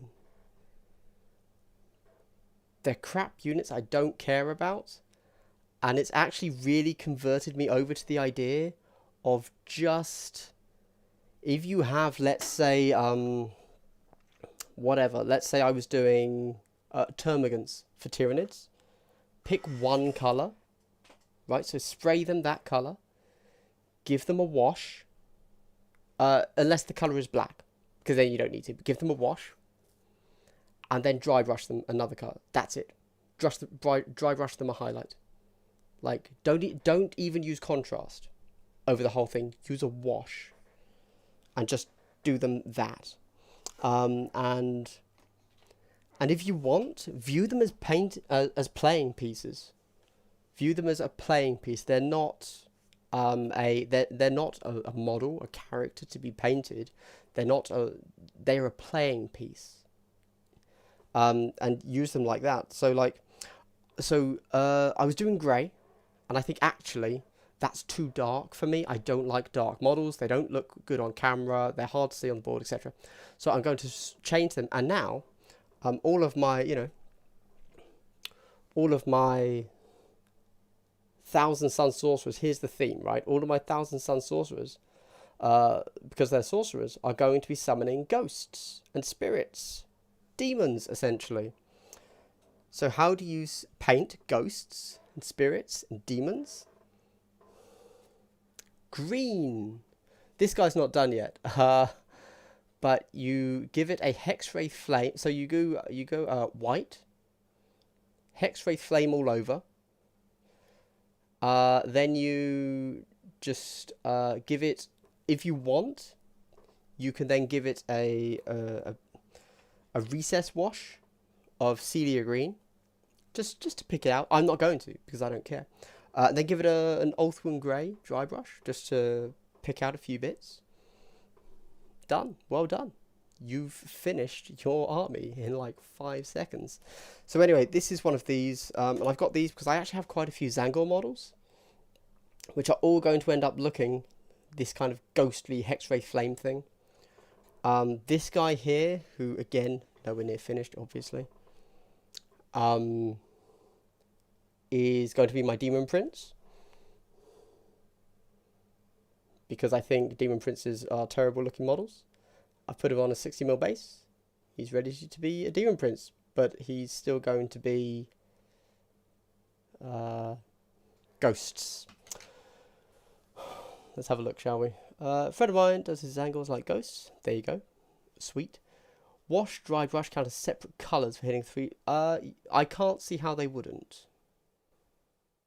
So, because that's limiting, and, if I may, they actually have this exact recipe as one of the official GW tutorials on how to paint a ghost army.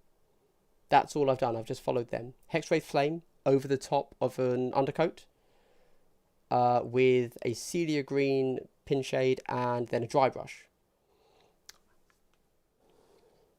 If somebody said, oh, you've only... If somebody kicked me out for that, I'd just tell them to...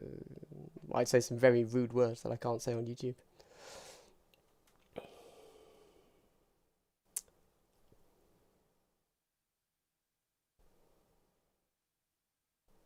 Oh, sorry. Yes. All of the blades will be silver. And on this guy, the chains and stuff will be silver as well. Yes, the only thing you should pick out are any parts of like important armor, like if they have a cool vambrace or helmet, maybe.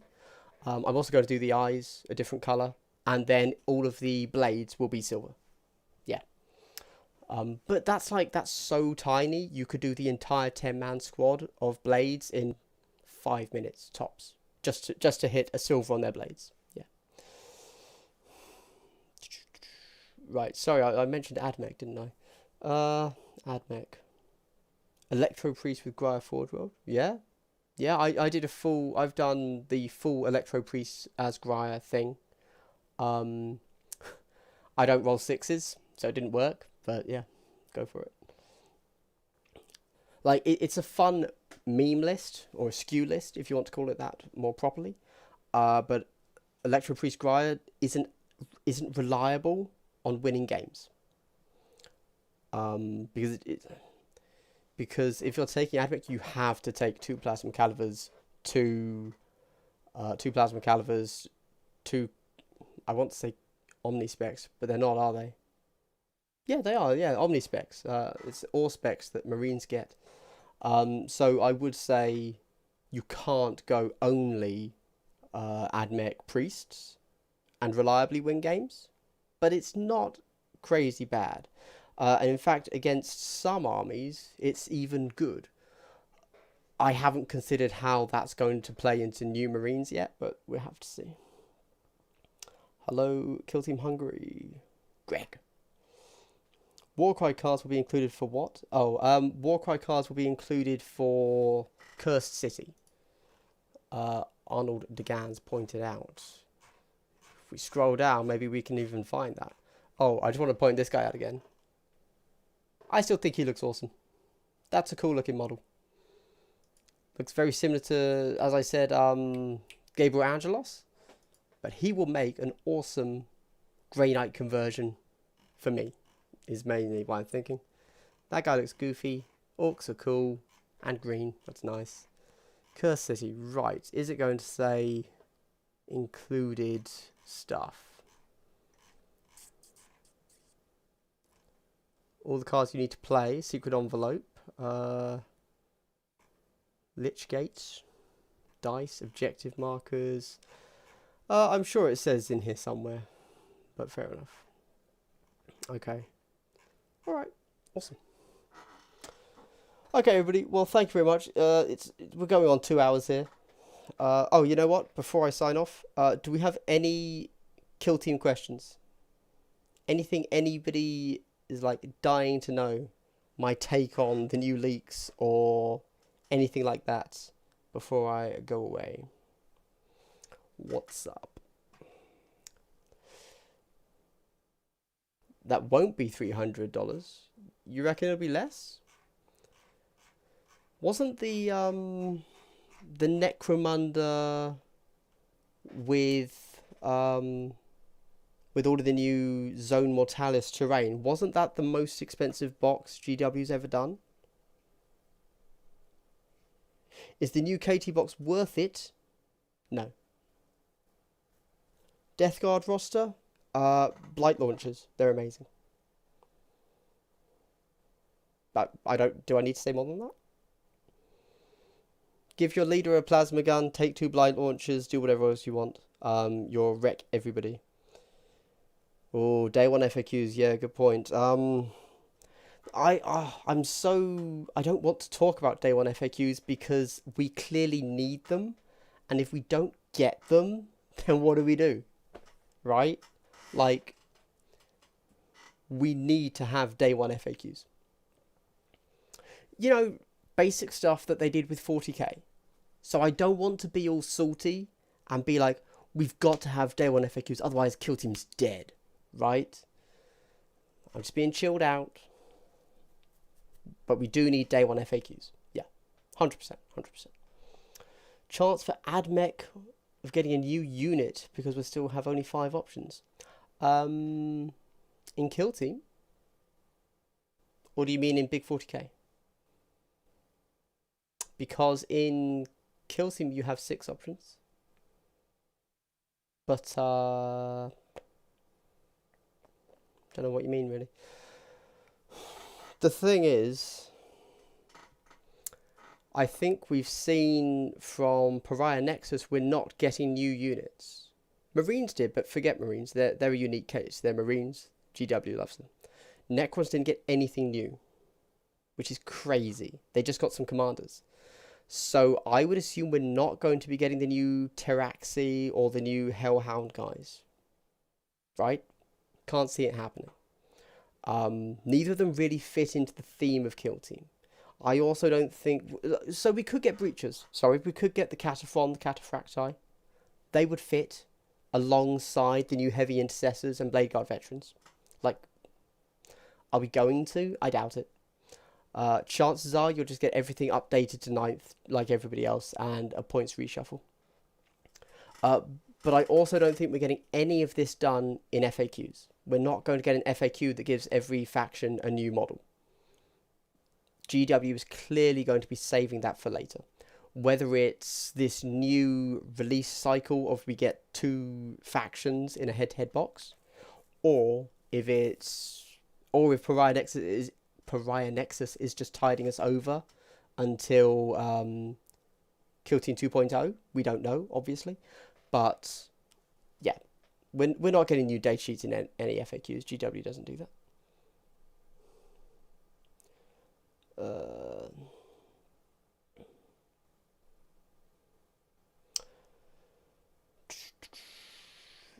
Have we seen the advanced rules in the rulebook? Do you mean from Pariah Nexus? Lightning claw +1 attack. Yes. We have no reason to believe that the lightning claws is a typo. We know that Flare claws having their reroll wounds removed was legit. That's how it is in 9th. I actually don't know what lightning claws are in 9th, but I assume they're what they are now. Yeah, okay, yeah. I would assume that if that's how they work in 40k, that's how they're supposed to work. We haven't spotted any glaring typos. I'm really like, unfortunately, my guy that gave me the leaks is busy at the moment and can't get me anything. But I'm really curious to see the full ultra close confines rules. I want to see if they've changed anything. Yeah.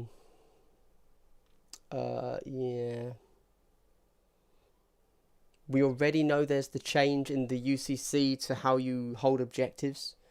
We don't know what a firing point is yet, and we don't know, sadly, if that is in the... What is it? The match play version, or if it's in the narrative rules. Because if I close this, move that out of the way, and and we become a Pariah Nexus stream, right? So if we look at this, ultra close confines tactics, then we have 2 kill zone pages. Then we get ultra close confines missions, narrative effects, match play missions. We don't yet know where that firing point thing comes up. We still don't know what a firing point does. I'm really hoping that I'll be able to get what those rules are by the end of today. Fingers crossed. But those are the yeah, like within those few pages between ultra close confines tactics rules and what are the match play missions and what are the narrative effects effects within those 4 subjects could completely change the game. 54 to 58. Yes, so we don't know what that is yet. Again, I've asked the guy to send me those over. Who knows? Who knows? I can't even guess anything yet. Yeah. Anyway, cool. Well, thank you very much for coming along, everybody. This has just been fun because I was hyped for some Old World, to be honest. Not even Warhammer Quest specifically. I just want more Warhammer Old World. Why can't they just... What they should do is do an end times of Age of Sigmar and bring back the Old World. I'd be okay with that.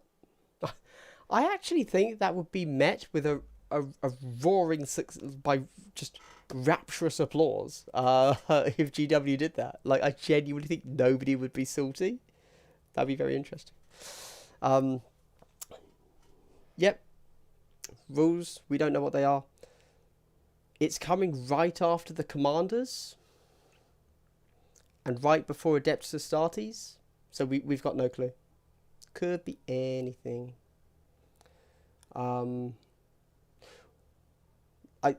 If I had to, yeah, I don't know what 4 pages, right? Anyway, guys, thank you very much for coming. I'm going to go do other stuff, paint some models probably, because that's all I'm doing at the moment. And very half-heartedly, I will say. So, if you made it this far, all the way to the end, I'd like to give you a big triple hello, because people watching my content makes more people watch my content thanks to how YouTube algorithms work. So, triple hello to everybody. Big up. I'm now probably going to go and play some World of Warcraft. I've just started playing Shadowlands again. What can I say? And check out my Discord. Any of you that aren't in my Discord, I'm really hoping to get the rest of these leaks tonight. And obviously, I won't be doing a separate video for them, a separate stream or anything. So I'll just post them into my Discord, where obviously other people will disseminate them to other Discords. But first place there be my Discord. All right. Thank you very much, everybody. I've already said the triple hello. So what else do I say at the end? I hope you've had a good day, and I hope you continue to have a good day.